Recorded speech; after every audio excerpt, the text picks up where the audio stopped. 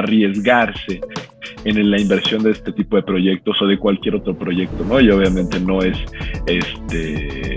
una excepción el tema ferrocarrilero, ¿no? Lo que te da el tren es este ordenamiento territorial y desarrollo inmobiliario, donde vayan a poner una estación de tren, va a generar un incremento de valor de ese terreno.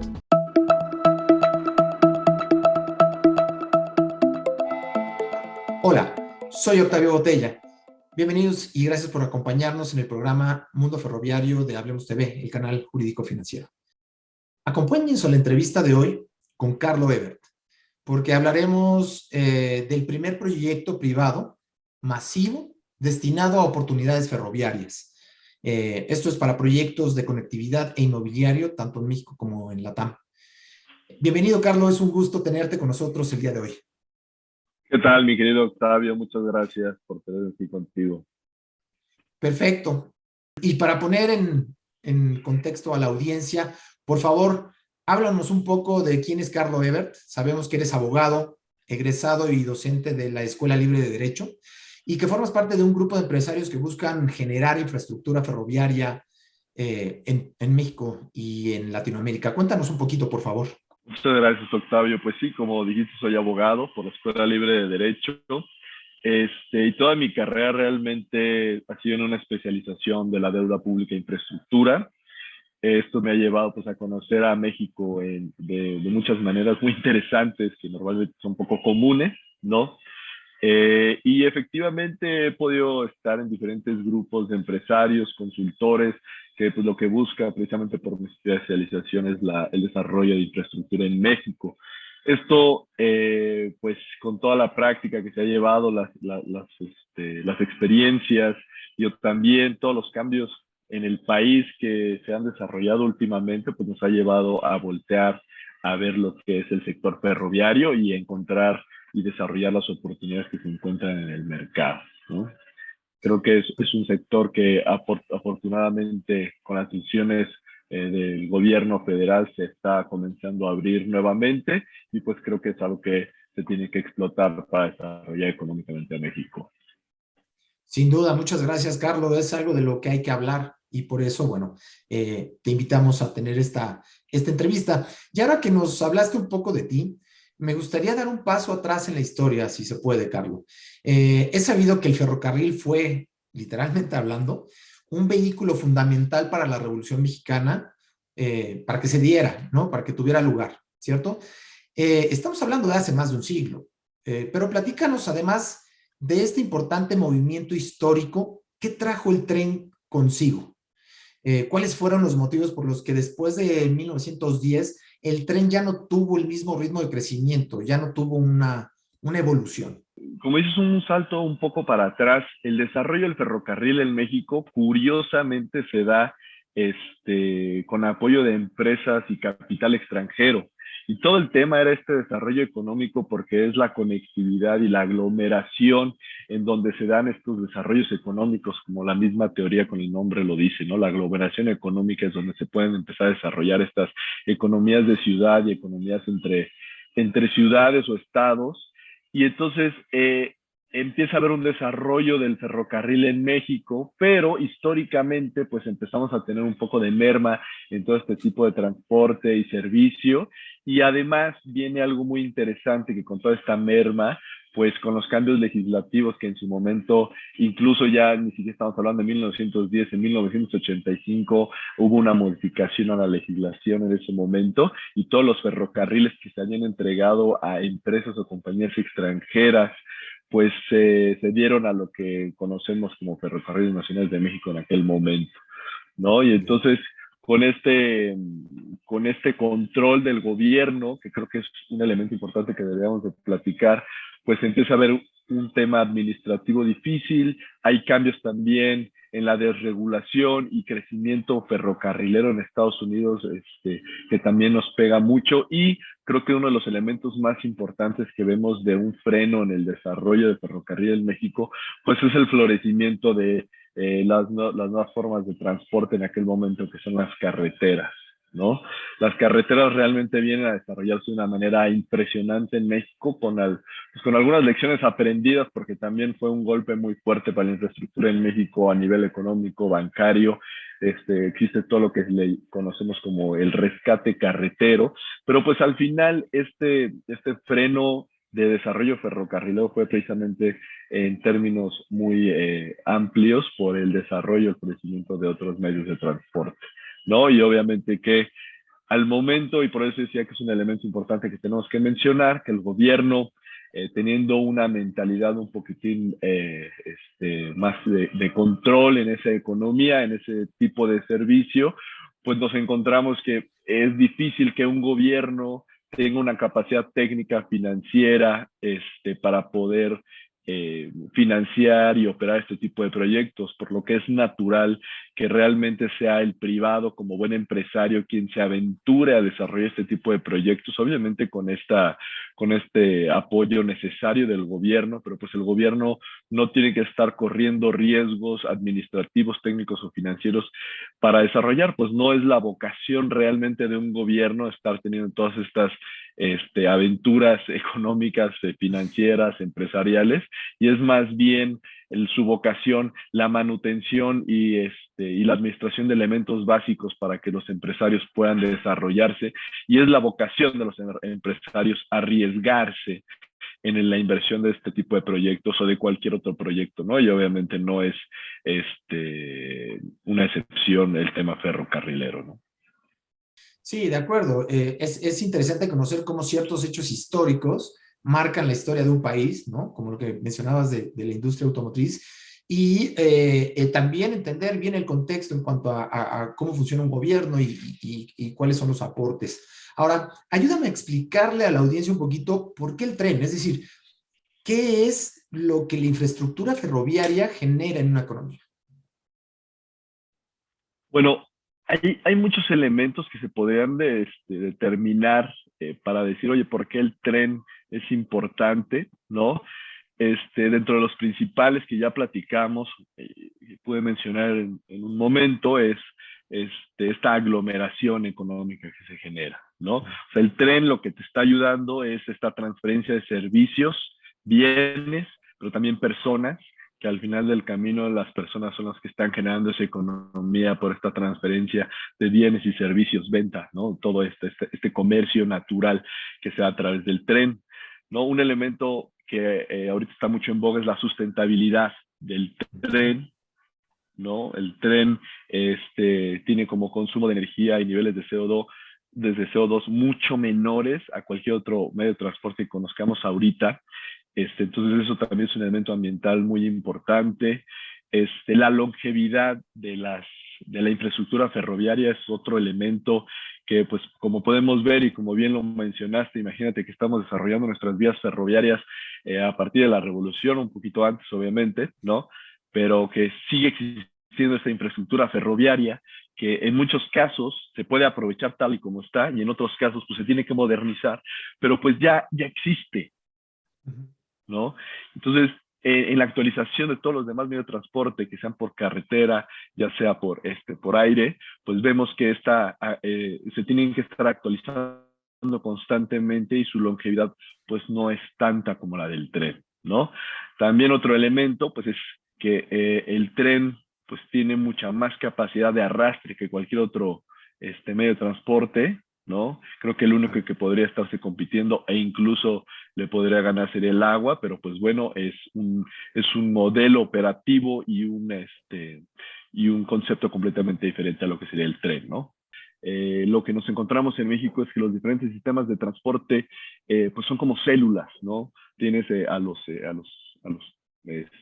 aviones que llegan al aeropuerto, no sé qué tanta conectividad haya con los autobuses, realmente lo que vemos en México son células, ¿no? Tienes a los taxis, tienes a los autobuses, tienes al metro, tienes a los aviones, pero de repente como que no hay sistemas específicos en donde converjan todos y realmente se genere un sistema armónico y virtuoso para poder aprovechar la conectividad que se está generando. Y creo que un elemento importante, como lo tocaste en esta parte de sistema, o sea, lo que te da el tren es este ordenamiento territorial y desarrollo inmobiliario, en donde pues, al momento de planear y construir un tren, pues no nada más es el tren como un proyecto de infraestructura de conectividad y movilidad, sino es este desarrollo de la ciudad, porque al final es este elevador, si tú quieres, o este sistema que es que va a estar conectando a tanta gente que lo que obliga es a este ordenamiento y desarrollo inmobiliario necesario, ¿no? Me imagino que con lo que mencionaste de este elevador es esta teoría de que un elevador hace o transporta a espacios donde no había a lo mejor población o no se transportaban mercancías, ¿no? Es este efecto que genera. Pues sí, bueno, no, mucho de lo que nos ha tocado es intentar encontrar ejemplos o símiles para poder dar a entender lo que se tiene con un tren. Ujú. Y creo que una de las cosas o los enunciados principales es el proyecto del tren no es un proyecto de un tren, no es un proyecto de infraestructura de movilidad, sino es un proyecto de ordenamiento territorial y desarrollo Muy bien. inmobiliario. Y esto, el símil que se utiliza normalmente como la palabra que utilicé como elevador es, si tú tienes un elevador y le quieres sacar la tasa interna de retorno al elevador, pues solito, sin integrarlo con todo el edificio al que pertenece, pues siempre vas a tener un resultado negativo, ¿no? Pero en el momento Claro. en el que al elevador lo interpretas económicamente y financieramente hablando en relación con todo el sistema al que pertenece el edificio, pues entonces ya entiendes por qué el piso 50 o el piso 20, el que tú quieras, tiene un valor específico y ahora sí hace sentido tener un elevador que transporte cosas y personas a los diferentes pisos. Y entonces esto, al ponerlo en un nivel horizontal, pues lo que tienes es un tren, ¿no? Tienes a este elevador horizontal que está llevando bienes, personas, servicios de diferentes lugares y entonces le está dando este valor agregado a los diferentes lugares en donde se producen los diferentes bienes y servicios y viven las personas y entonces ya el tren tiene todo el sentido, el elevador tiene todo el sentido, ¿no? Esto Por porque supuesto. normalmente interpretamos o queremos interpretar a los proyectos de infraestructura como autofinanciables, ¿no? Eso significa que se paguen con los mismos recursos que se generan. Y pues a nivel internacional vemos que el proyecto ferroviario naturalmente no es un proyecto autofinanciable y que requiere precisamente de servir a un sistema completo y que el sistema completo se esté viendo beneficiado de este servicio de movilidad, ¿no? Entiendo, entiendo. Eh, Digo, porque la aparición del ferrocarril data de principios del siglo XIX en el mundo y creo que muchos países tienen y han tenido trenes por décadas, ¿no? Y con ellos, pues el desarrollo económico que mencionabas hace un momento. Carlos, ¿nos puedes ayudar un poco a poner ejemplos de qué países están en esta circunstancia y se han visto beneficiados con infraestructura ferroviaria? Es decir, ¿cómo es que han logrado construir esa infraestructura, ¿no? Bueno, pues al final yo creo que más que tener ejemplos de países que se han visto beneficiados, podemos empezar diciendo que todos los países que tengan un sistema ferroviario se han visto beneficiados, ¿no? En forma Ujú. general, precisamente por este tema de conectividad.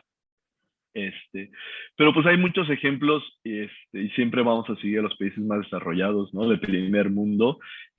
Personalmente creo que una experiencia muy interesante, y lo voy a conectar con la pregunta, es en Japón, cómo puedes llegar al aeropuerto de Narita y conectarte o con el tren bala o conectarte con el tren local o conectarte con el autobús local, ¿no? Entonces ya están generando como un sistema y lo que puedes ver ahí es precisamente este desarrollo inmobiliario en donde el haber generado un sistema de transferencia de valores, de sistemas, pues está generando un desarrollo económico interesante y verdaderamente puedes tener un transporte generalizado en los países que tienen un sistema ferroviario sin ni siquiera tocar un autobús o un carro, que eso se me hizo también muy interesante en Japón.